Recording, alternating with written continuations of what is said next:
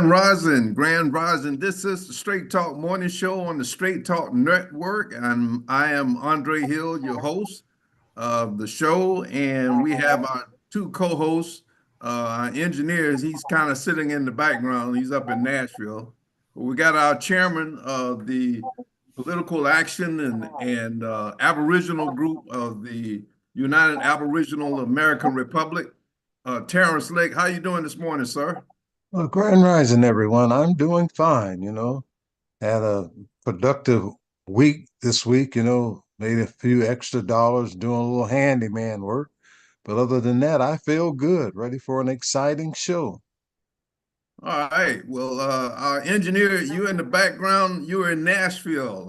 You got any comments, anything going on good up in Nashville?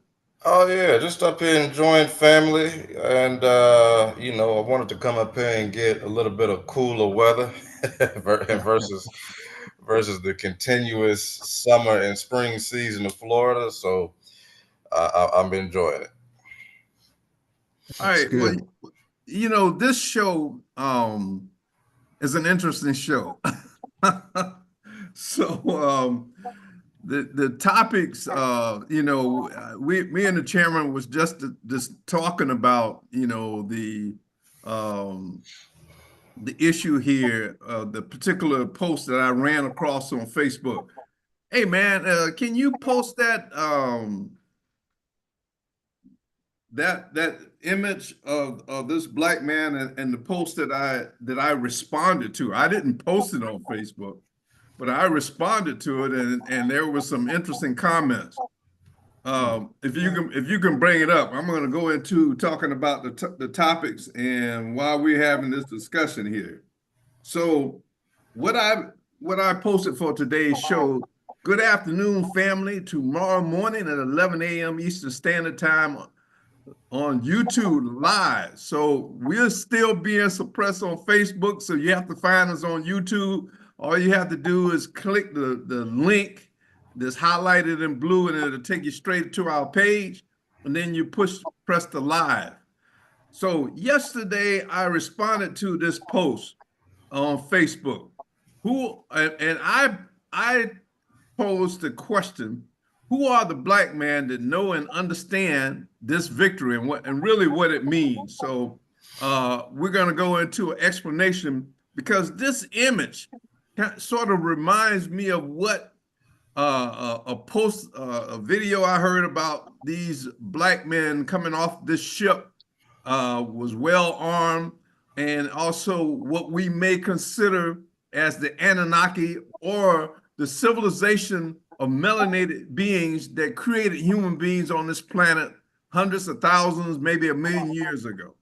So that image struck me as being a representation of that. It shows the electrical energy coming down his arm, and that's the power of what's going to be required. And we're going to talk about how we're going to get that power on this show, and how we harness it and bring it in to protect our women and our children and our culture. So several Caucasian men responded, and guess what they said? This is the post that I typed in yesterday. Also, I invited them on today's show, and you know what their responses were. We're going to tell you what the responses were. We will break it down for you, and we are ready to take charge of our women, children, and destiny. Or are we? There were recent hearings before Congress and confessions of UFO existence. We will explain why the government isn't saying anything. We're going to share parts of how all this relates to our most recent book, Lucifer's Revenge. We're going to really connect the dots on this show. I know this is a little scattered, but I'm giving hints on what was going on with this post and responses from the different people. All right, so let's get started with this post. So in our book, in Lucifer's Revenge, it talks about the advanced civilization that came to this planet, and they had many scientists within that collective.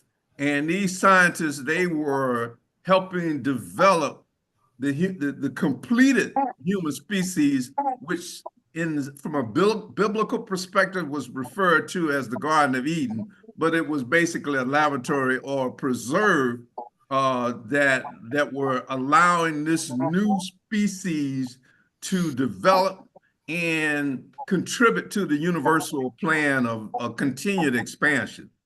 And so we talk about, all the trials and tribulations, that experiments that went on. And, this post basically represents when we started in the beginning and all the things that we're going through, all the way up to the point where we are right now. And at some point, as we spread it as a civilization all over the planet, we were challenged. And we were challenged with the recessive gene that we refer to as Neanderthal or the Caucasoid or the Caucasian gene. And that particular phenotype was allowed into the equation. And in the beginning, we took advantage of this. We made slaves out of them or mistreated them, or we looked at them as being a subspecies because they were still animalistic like. We had to teach them how to bathe, how to prepare their food, the different medicines and that sort of thing. So that experiment got out of hand. And at some point, the low frequency entities that were allowed to come to this planet to test us, if we look at this total experiment, as we evolve and spiritually, as we evolve as a species, we develop nuances against each other. We start mistreating each other. And this species was allowed to come in. This recessive gene was allowed to come in into our civilization and take over and take charge. And so this is the dilemma that we have right now. So we're gonna show some different videos on how we got to this point, and how some of the technology got out of hand, and in particular, how the Caucasian phenocode turned out to be pretty much like the original artificial intelligence, because they had one purpose and one mission, and that was to be manipulated to be in control. So if we put this theory out to our panel in terms of how how did we get to this point? How did we get to the point where we became slaves? It will challenge our mindset as to was it because of the loss of unconditional love for each other?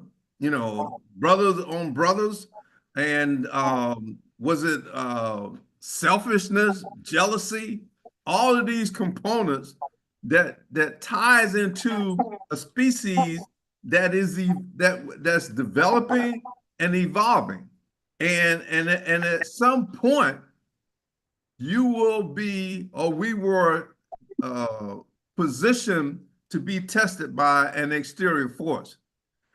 Chairman, let me ask you a question.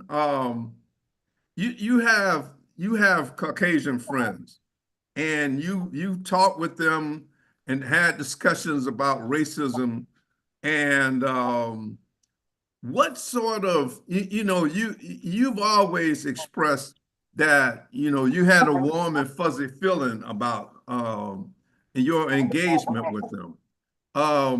What sort of feedback do you get back from them in terms of how they are interacting with us? Are they coexisting, or are they part of an agenda to eliminate our phenocode from the planet? Well, my experience, and I was married into the Caucasian race, and I have a child by one of my ex-wives who is Caucasian. Now, I have no problem with the Caucasian because they've always treated me with respect. And I think it started out basically when I grew up in the interracial city, which is Hamtramck. And I told you before, it was like 70% Caucasian, which was Polish, 25% Black, and 5% all other. And we all got along very well, especially the children. You know, kids can play and get along and have a great time, and they don't experience prejudice until they get it from their parents. You know, and sometimes, you know, a lot of times kids will follow what their parents teach them until they get to a point where they recognize and question their parents and see for themselves that, you know, this prejudice and this separation is not necessary because we all know how to get along because we do get along in most cases, you know. But trying to stay on point, you know, with the Caucasians' feelings, I never had a problem with a Caucasian friend. The majority of them, I could go over to their house and even eat supper with them. But there were some that, you know, some houses I couldn't go in and I couldn't understand, you know, but it was a part of that situation, you know. I didn't feel bad about it because, you know, it was just, I don't know, back in the days when people were influenced about white water only or blacks only for the restrooms and stuff like this here, you know, this was a part of our culture until some whites recognized that it wasn't right and they started protesting and joining with blacks to protest to stop this process, this procedure, because they know it wasn't right. Kids know when things are right and wrong, you know, but you some people just got a evil spirit, and until they get knocked on their butt, they're gonna be evil, you know, and that's just people in general, whether you're black, white, yellow, brown, because there's jails all over the world. But you know, if you got evil spirit, you're gonna do evil things. And then, like I say, with the children, they change. They are the reason why we have integration today. Because if whites didn't want to be integrated, they could have band together and never allowed it and put it in the laws. This is not going to be, which back in the day it was in the laws, but it's not in the laws today because Caucasians don't go along with it. You know, if you go back in history, it was the Caucasian that made it with the black woman to give us this sort of light pigmentation. You know, blacks didn't go and take slave white women and make them a part of our culture. You know, it wasn't like that. It was on the Caucasian male side. But today, people got the freedom to choose who they want to choose. And I think people should have choices, you know, because sometimes in a situation, if you look at life, you know, if you go with, how can I put this? If blacks married blacks and they were in a family, you'd have a problem with the genetics. But if you went and had a relationship with another culture or, you know, or a society, you wouldn't have these birth problems. As you know, we know what would happen if I went and tried to marry my first cousin or tried to marry my sister or something like that. I don't think we were meant to just stay within our own tribe. We were meant to explore and go out and have relationships and build society, you know, but on a friendly, mutual basis, you know, to give people opportunity, not to hold people down, you know, and that's why I think in our society today, it's good because we have opened doors and allowed people to have opportunities, you know. because holding people down, you hold society down. You never know who's going to be that next Einstein.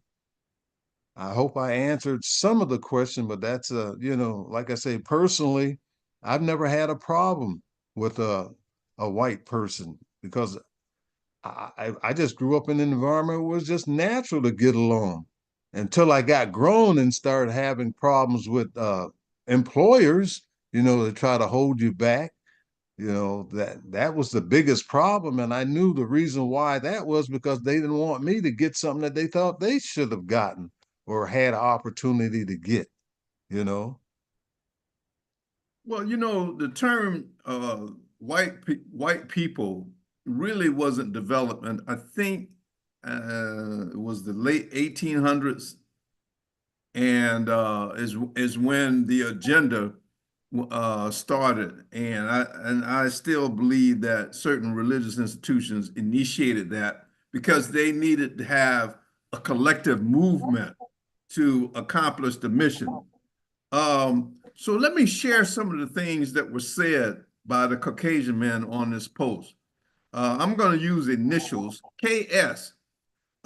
He basically responded, it's never going to happen, you know, and he did it with such authority as if he knew something about the black man's culture, or that the organizational structure, maybe like that of the Wilderness Letter, how well it's working in our society. One other guy, his initials is SC. He typed in ha ha ha ha. Don't you just love good satire? You know. Again, he demonstrated confidence that the black man is so confused, and he in terms of what was done to the social construct in the family between the black woman and the black male, the elders, the youth. um he spoke with confidence, like, we so divided and so jacked up in the head that we'll never come together to protect our own women and our children, and even form our own companies so we can survive on our own. So he seemed to be very confident. One guy, JL, his comment was, "Are you talking about in Chicago?" So he understands what's going on in Chicago right now with the murder rate. And Chairman, you closer to Chicago than Yes. I am. I'm down here in Tampa, Florida. So I have been disconnected as what's going on in the cities up there. Can you give us some insight on why he was use that sort of satire, demonstrating just how jacked up we are? Well, I guess from his comments, he's looking at Chicago is a place where every weekend there's 10 or more murders, and it's black on black.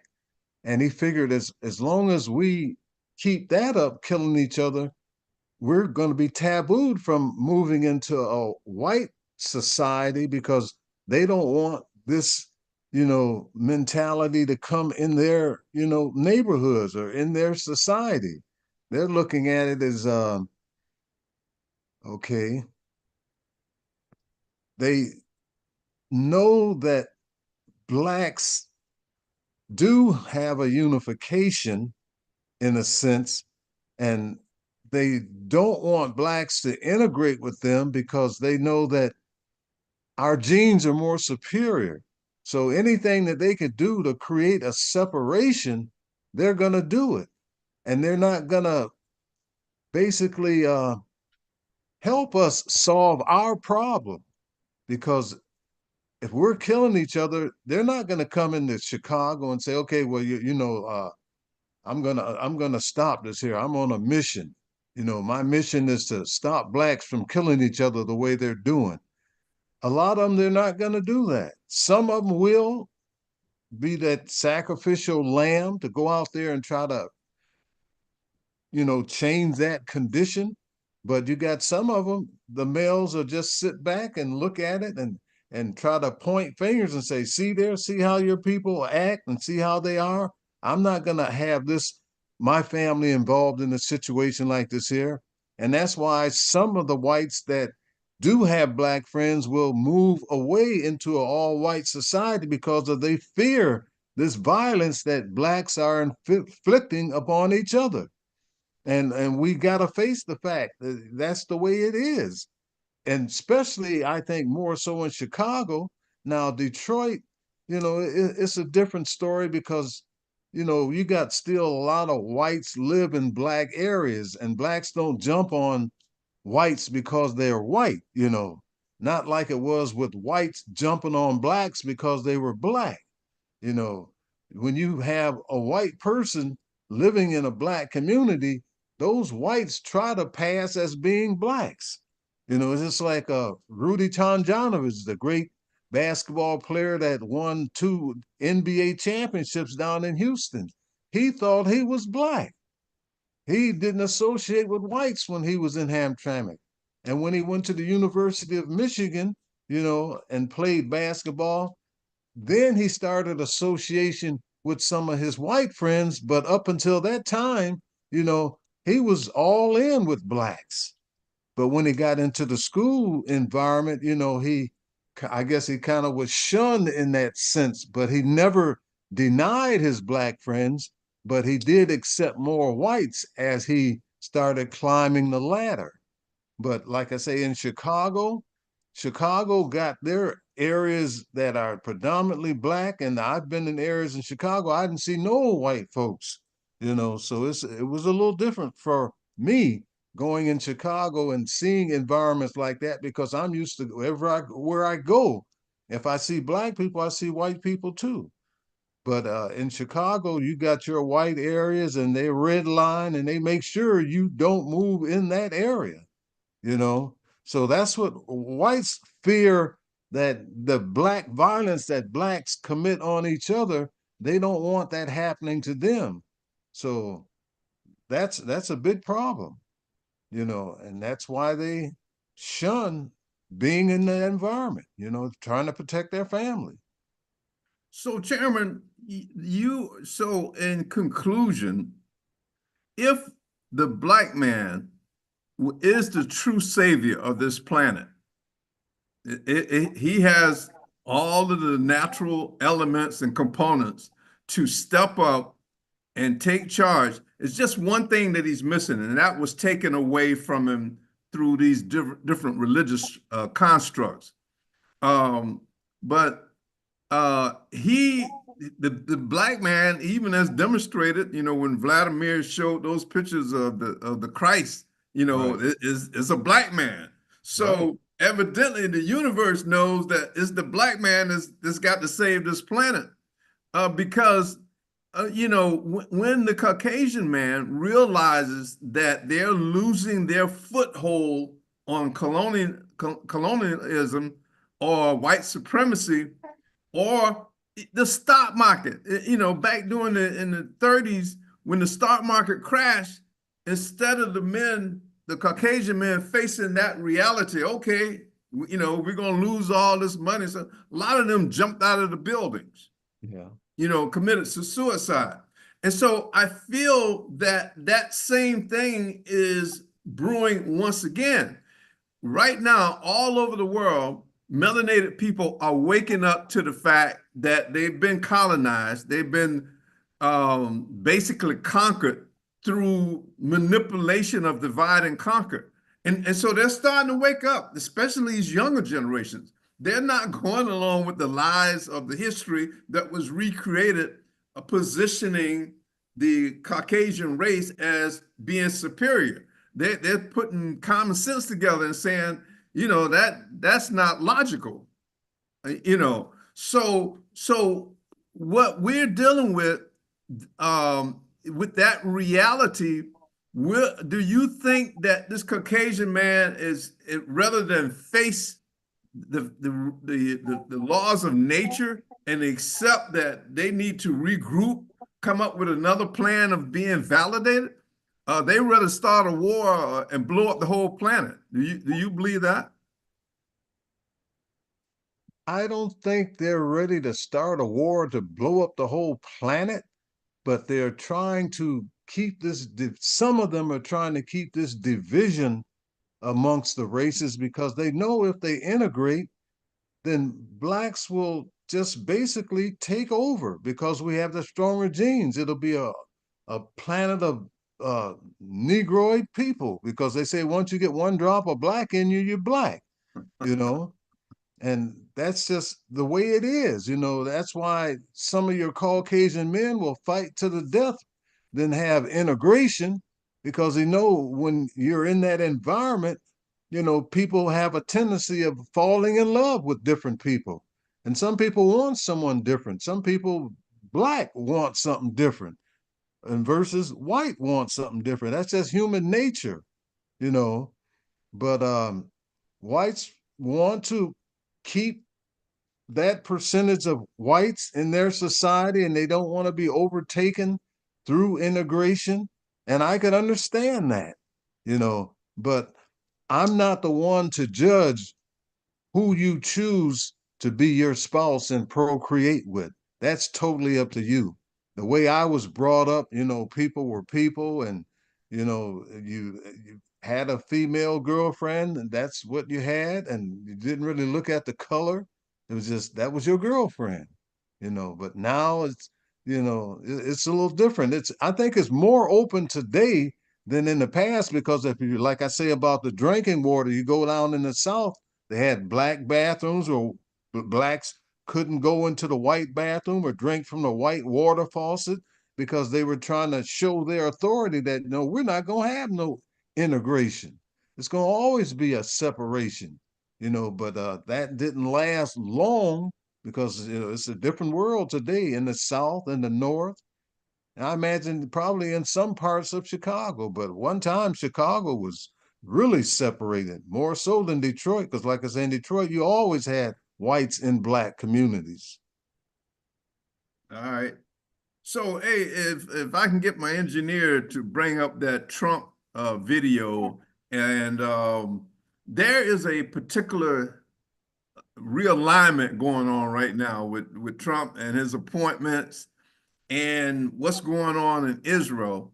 And I think go ahead and play it, man. Here, the leaders of the uncommitted movement in Michigan who told people not to vote for Vice President Kamala Harris because she wasn't strong enough on requesting a ceasefire, even though she requested a ceasefire between Israel and Palestine.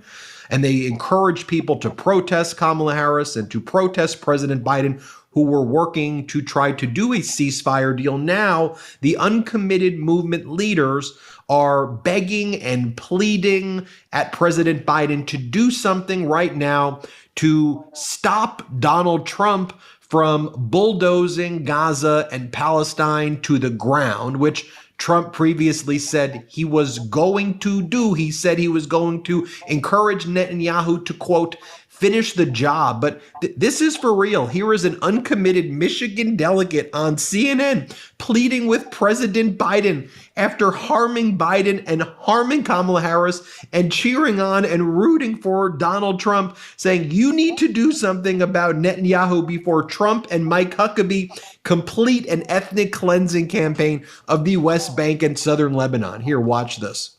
It looks like ethnic cleansing. It sounds like ethnic cleansing. It's an ethnic cleansing campaign in Gaza and West Bank and southern Lebanon.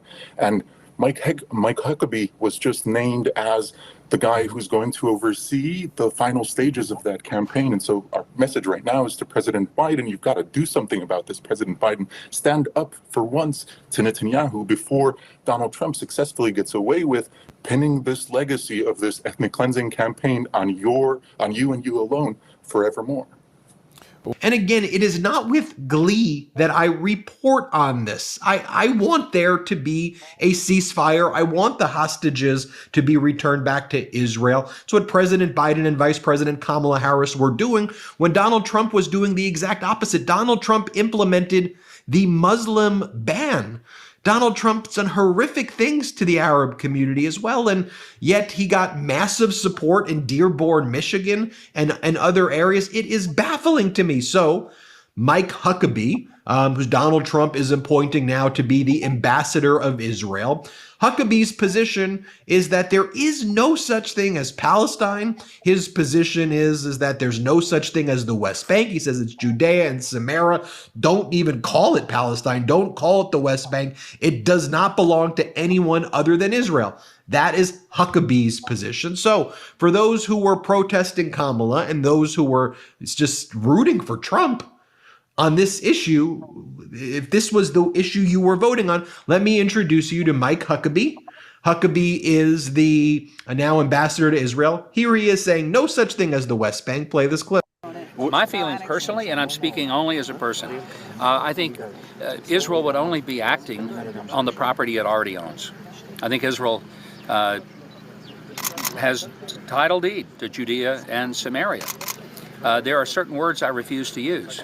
There is no such thing as a West Bank. It's Judea and Samaria. There's no such thing as a settlement. They're communities, they're neighborhoods, they're cities. There's no such thing as an occupation. That they get out of their minds that people are living in lean-tos and tents and sleeping in cars circled around a tree. They're living in very well-designed and beautiful cities and communities. Can't wait to get back. I'm going to take an extra hat. I'm going to get it to President-elect Trump. Build Israel great again. Who knows? We may see him wear this out there in one of his rallies somewhere. I don't know. Man. Can't promise that. I can only promise. Okay, so here's my interpretation of this. All right, let's look at the alien component here. Let's look at the reptilians. Now, they arranged for Trump to get into the White House because they know he's a free radical and he is a dictatorship mentality king. I want to be the king and rule. And, you know, being a Gemini dog, you know, it is, I can easily understand that. But he's being manipulated by these exterior forces that I refer to as the low frequency reptilians. Now, Trump sees this as an economic, you know, he lost a lot of money with legal expenses and he's failed in businesses and done some crazy things. But now he's looking at manipulating the system on a broader international scale. But what he doesn't realize is that the reptilian agenda is bringing these forces together. So the forces there's still this war between Christianity and Islam. So what one group is saying, if you guys don't want to convert to our fake Christianity and Judaism, which is an elitist part of the Christianity, you know, if we want to become one nation in northern Africa, and our primary objective is to eliminate the melanated people, the aboriginals of this planet. So that's the gathering of what Israel is all about. I really don't believe that that this group of Palestinian, you know, was kidnapping these Israelis on their own. I think it was a scheme to start this war so that Israel, or these, I hate to say Israel, but these low frequency Judaism groups were ready to move into the final phase of creating a military or a control of Northern Africa to go ahead and take over the entire continent of Africa with all of its resources. And I believe that Palestinian ploy with Hamas and all that. That was a ploy, you know, because you don't go and kill 40 to 60,000 men, women, and children over 100 people that was abducted, and you could have easily negotiated some terms to eliminate. I mean, and so you're gonna destroy an entire nation, all the buildings, murder children, and all of that. And that ain't making a whole lot of sense. The underlining thing is, first and foremost, I understand the whole purpose why the Caucasian was created from a galactic perspective. So now it's acting like a virus that wants to take over the whole body. And so, you know, part of what this show is about is alerting, first of all, melanated men to understand that if you're a man, you got testicles flowing between your legs, you know, you need to stand for something. You need to start to organize. You need to understand that these people, if they kill off their own phenocode, the way Israel destroyed the Palestinians, what do you think they're going to do to you? You know, what do you think they're planning? You think that, oh, we don't need to worry about them. They're just killing those Islamic. No, they're killing them because that phenocode don't want to join its phenocode mission. I'm trying to get this across to melanated men and Caucasian men that gets it. Caucasian men that realize that their souls are more valuable than their skin color.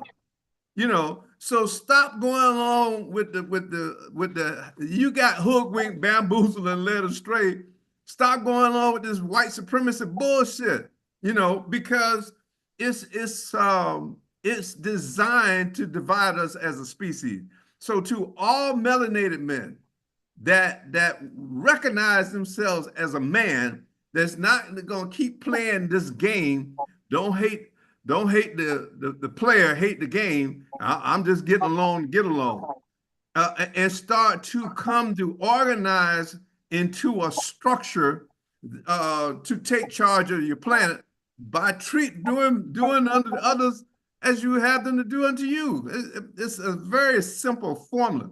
So that's a demonstration of what's going on over there, what the final move is. They're moving into position to start to take over that whole continent and eliminate your melanated phenocode from the planet. Because what they have discovered is that they cannot compete with you on a level playing field.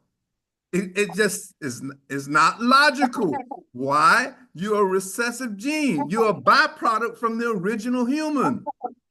And so let me say another thing. We have a lot of melanated people, what we call bourgeois, and that sort of thing, and you're playing along with the game. Let me explain something, how the laws of karma work. If you continue to play that game, the laws of karma will reincarnate you into a Caucasian body as a punishment. Chairman, is that making it? You know, we started off a little rough with this because we got all these dots we were trying to connect. I was trying to bring all the pieces together with the reptilians and all of that. But can you see how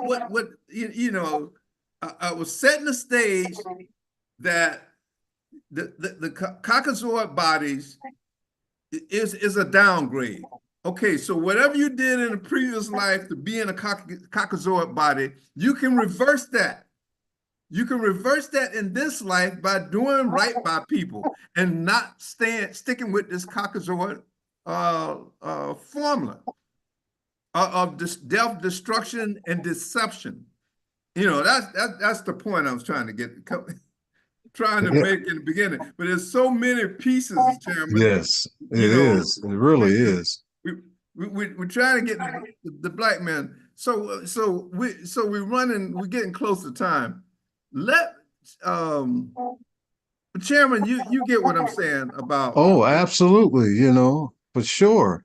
It's just when you're a conqueror and you come to a planet and you see these people that's got this beautiful land and you want it, how are you going to get it? How are you going to negotiate it?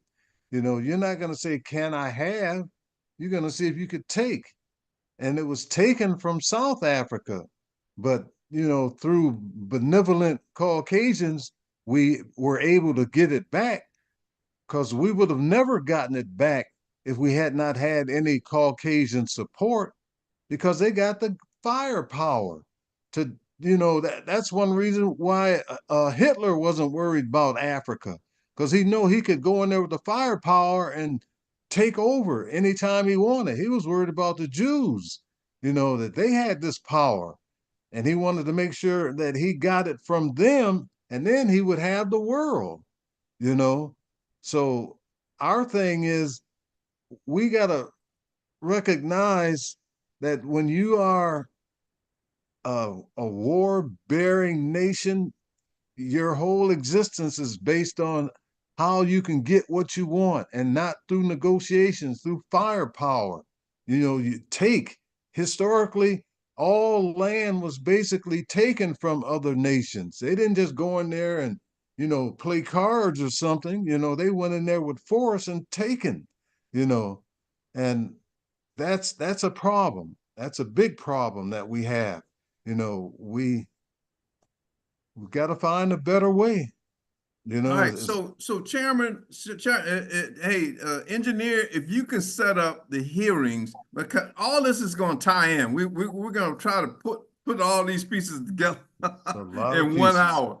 Junior, if you could play the hearings on Washington D.C. about the testimony, and so after this tape, I'm going to share with you, black men, the technology that you're going to assemble and summons to help you accomplish your mission.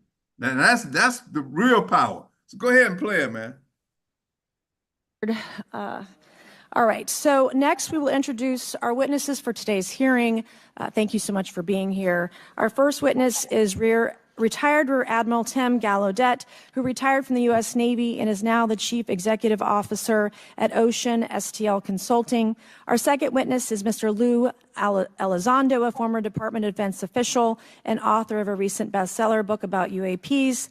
Our third witness is Mr. Michael Schellenberger, founder of the newsletter Public and author of a recent journalistic piece about special access programs, including one widely identified as Immaculate Constellation. I swear the staff wants me on a list. Okay. And our last witness today is Mr. Michael Gold, a former NASA official who is also a member of the NASA UAP Independent Study Team. Welcome, everyone. We are pleased to have you today. Pursuant to Committee Rule 9G, the witnesses will please stand and raise your right hands. This is where it gets real. Do you solemnly swear to affirm that the testimony that you are about to give is the truth, the whole truth, and nothing but the truth, so help you God? Let the record show that the witnesses all answered in the affirmative. We appreciate all of you being here today and look forward to your testimony. Let me remind the witnesses that we have read your written statements and they will appear in full in the hearing record. You guys may be seated. Please limit your oral statements to 5 minutes. As a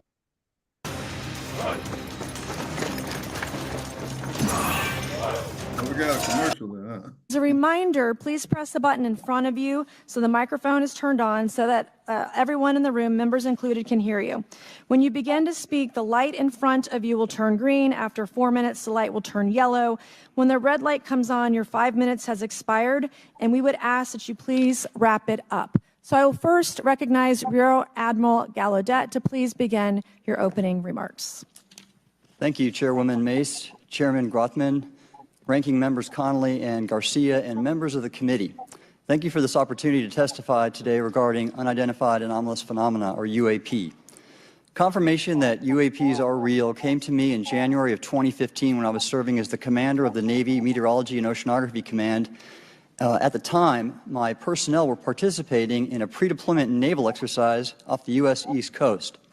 It included the USS Theodore Roosevelt Carrier Strike Group, and this exercise was overseen by the United States Fleet Forces Command, led by a 4-star admiral who at the time was also my superior officer.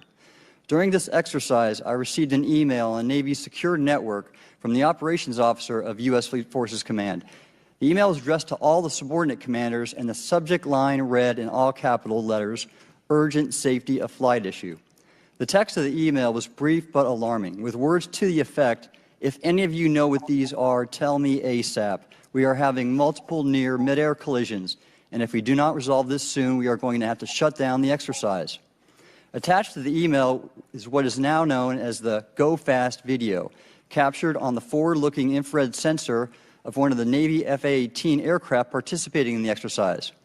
The now declassified video showed an unidentified object exhibiting flight and structural characteristics unlike anything in our arsenal. The implication of the email was clear. The author was asking whether any of the recipients were aware of classified technology demonstrations that could explain these objects. Because the DoD policy is to rigorously deconflict such demonstrations with live exercises, I was confident this was not the case.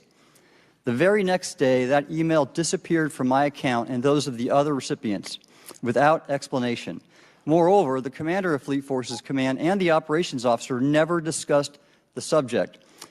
Even during weekly meetings specifically designed to address issues affecting exercises like the one in which the Theodore Roosevelt Strike Group was participating.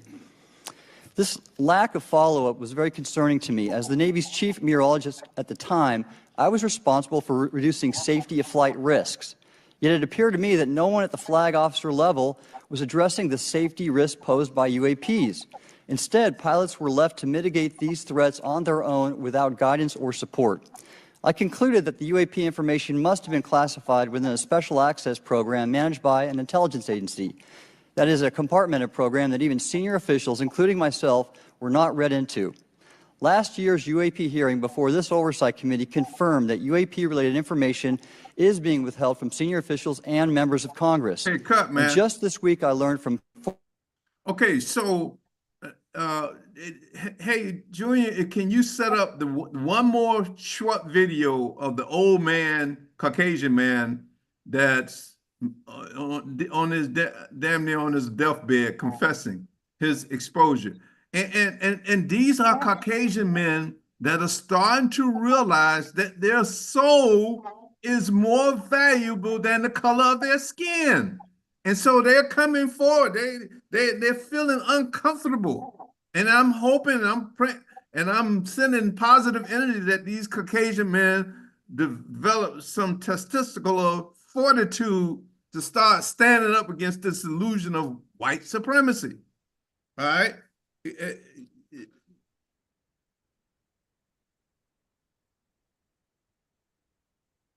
Now, this man is on the way out, so he's trying to get his soul cleared up. Right.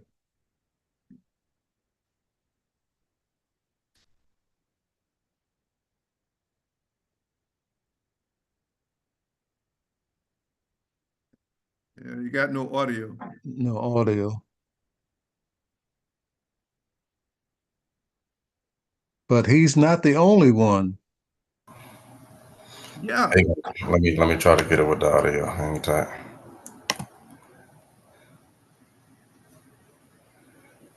Some of the astronauts have made confessions on their deathbed that they were prohibited from talking about extraterrestrials out in space following them around, even when they were on the moon. And this is all fact.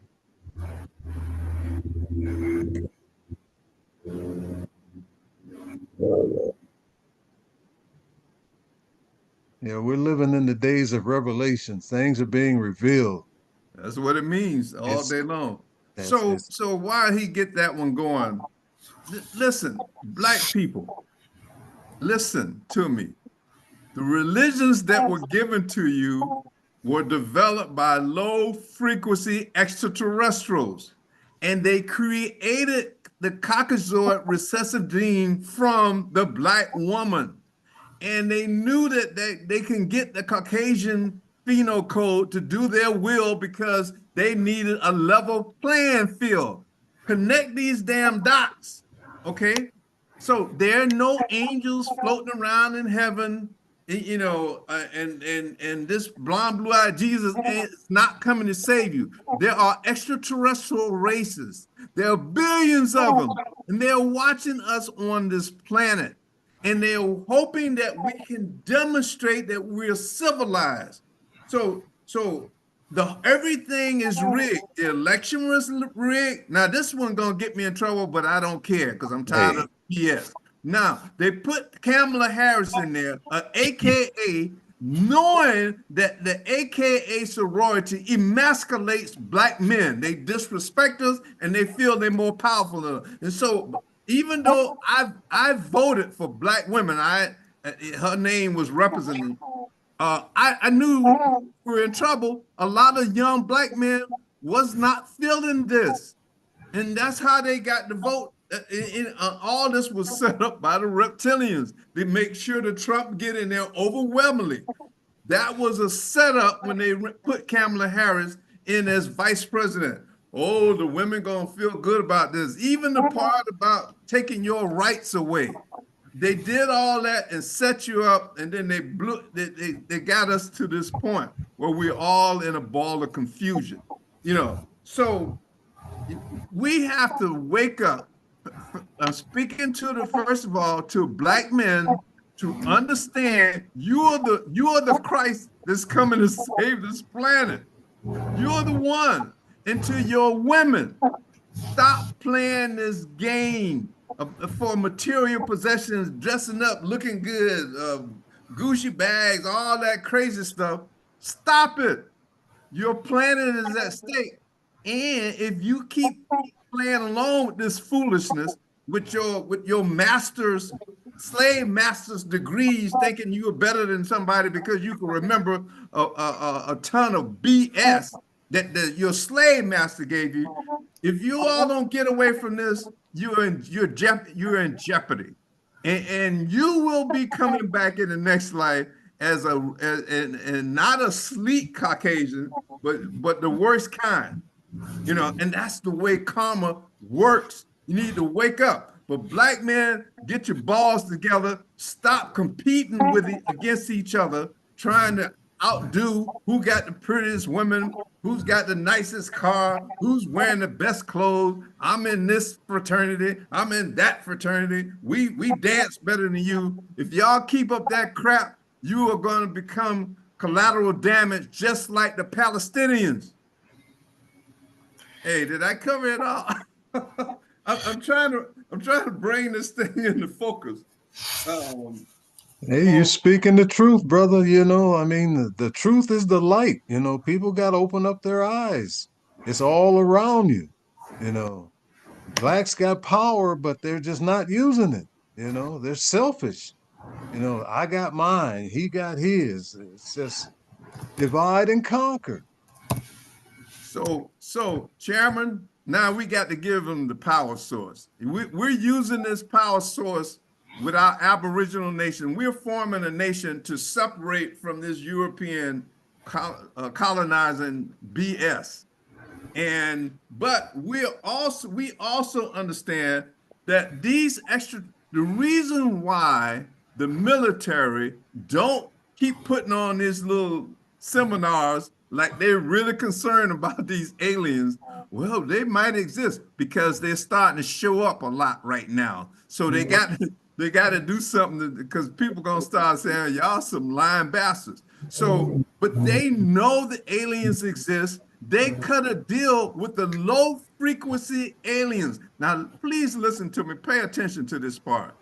They've been cutting deals with them to get access to you humans, to you weaker humans, especially you Caucasian humans. All right, they know about them. They even have different plants around, bases around here where they act like a gas station where extraterrestrials are traveling from one part of the universe to the other. Now, these are low frequency extraterrestrials, and they follow the prime directive. Because they will not give the good technology to these low frequency militaries like the United States government. They'll give them some hand-me-down. Now, what we're going to do as melanated people to save our planet, we're going to get access to the high technology from the high frequency extraterrestrials under a collective positive thought process by raising our frequency. And that technology will overrule any technology that the United States military has. It will overrule it. But if you are all fighting against each other, they will not give you the technology. If you still walking around, competing with brothers over some BS, over some women that's going to take you through the courts and hit you with child support that ain't loyal to jack, you will become collateral damage. We can gain access to this technology as a collective unit. And we at the United Aboriginal American Republic, we are Aboriginal nation forming here in the Americas. We're going to bring our people together. We're going to share this technology to save your butt, your children, and your women so you could become a respectable species. Hey, Chairman, I'm trying to put all the dots together. Well, that's a straight talk, and just tell it the way it is, because eventually, it's gonna get through. Before the technology and the internet, we weren't able to communicate like we're communicating today. Even with the extraterrestrials, we've always known about extraterrestrials. I go back 50 years ago and got it published, but they try to just keep it a secret. But they can't keep it a secret today because, people got cameras, people communicating around the world. It's happening around the world. So we know that it exists, and they just don't want you to feel that it is. That's why they try to tell you, well, we got to check this out because we don't know. They know. These people that were on, the panel that you were showing just previously, they know. But some of them aren't allowed to say, but some of them are saying it too. You just have to open up your ears and listen to what they're telling you. A UFO, unidentified, they know it exists, but they just can't identify it because it's so technologically advanced. They have never seen anything like this before, and they're seeing it all the time. So it's a threat. Yes, it's a threat. But they only want us to get it together so we don't become a threat to them in some laboratory exploring, taking the atom apart and doing something wrong, and it has a chain reaction and it destroys the whole planet. We're kin to extraterrestrials. We're their kinship. They don't want to see us destroy each other. So that's why we got to come together and create this heavenly environment on Earth. That's our purpose. Chairman, a couple of weeks ago, we revealed on one of our shows that all of the church organizations, I used to wonder why, and we got churches on every corner. And we revealed on the show several weeks ago that if you want to start a church, there is a banking system or bank you can go to and say, I want to start a church based on Christianity. You can go get money for that church as long as you stay within the parameters of a controlled narrative, which means you will not be told the truth. So to you church brothers, I know y'all still playing that game, man, but you don't understand how the laws of karma. I don't think you really understand how the laws of karma are going to treat you in the next life if you continue to mislead our melanated people because you're afraid that if you start teaching outside of them limited books that the Catholic Church set up for you to teach, that you will lose your financing or you will break the covenant. Hey, brother, you better just like I'm telling these Caucasian men, your spirit, your soul is more valuable than that preacher's outfit and walking around and with messing with all the women in your church, all of that craziness. It ain't worth it, brother. Y'all need to change the narrative. Go ahead and tell the Catholic Church, y'all sorry you signed up for it. You reneging on that contract. what you're going to do. And join us. We'll protect you. We have the technology. There is technology to protect us. It's similar to that plagiarized lie in the Bible of the Passover. That was technology. We know how to access it to protect our people, our women, and our children. That's what we need to be doing. Hey, we're getting we're at the end of the hour. Listen, if you don't have a BS, bullshit, MS, master's, your master, or PhD, plenty bullshit, and, and you're just a regular human that want to do right, hey, go buy a copy of our book. It will elevate you beyond any PhD, any master's degree, any BS, but y'all know what the BS stand for, degree on this planet. Go get a copy of it. Go to lucifersrevenge.net. Order through Amazon. Amazon is controlled by Caucasians, so they're not reporting to us what they're going to really sell, because they don't want us to get money to continue to expand this message. So get a copy of the receipt. Send it to my email, andrehill930@gmail. Send it to my email. Let me know, and I'll let you know. We will provide you a free service of, who's in your family that you can rely on and who you can't rely on. The reason we're giving that free service to you is because the monies from the sale of that book help build our nation. All right. And it also will continue to give us the technology, the equipment we need to separate from this European agenda that was set up by the reptilians, who the United States government is doing business with. And they will not tell you. The religious institutions will not tell you, because they were set up by those reptilians. So, hey, Chairman, how can they get a copy of your book? Well, I hate to say it again, but through Amazon, or come to my website, www.godschildren.biz.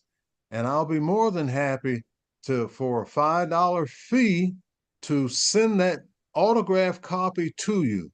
My book is very important.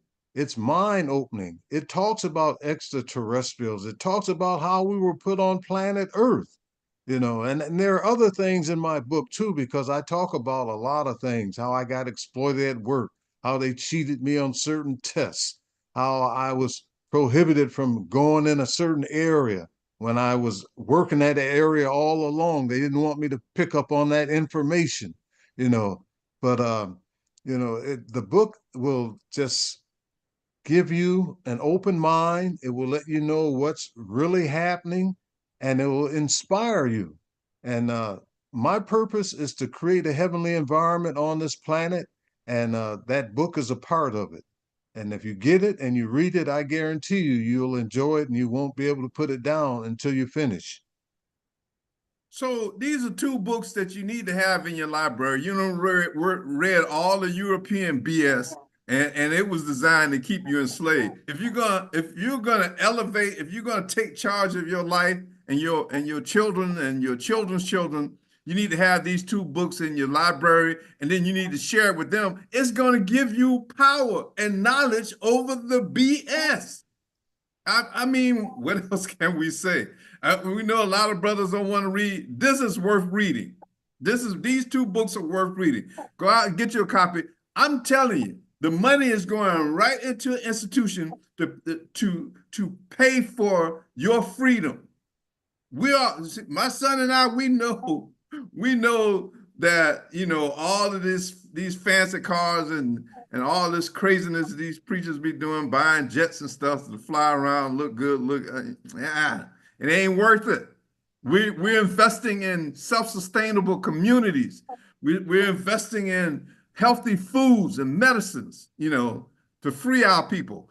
Hey, why live on this planet if you're going to be about the bullshit? You need to be about making a difference, and that's what we're all about. Make sure you share this video, like and share on our YouTube channel, and tell people about this particular video, because this, they're going to start trying to shut us down. you know, and add more bad karma to their lives and their children's lives. That if that's the sacrifice, then more power to it. But hey, this has been the Straight Talk Morning Show. Well, hey, engineer, you got anything to say? You behind up in Nashville before you close us out? No, other than it's been a good show, informative as usual. Yeah, y'all did good. Other than that, all I gotta say is it's been the Straight Talk Network show. We love y'all. We'll see y'all next week, and peace out. Peace out. Conversation, peace.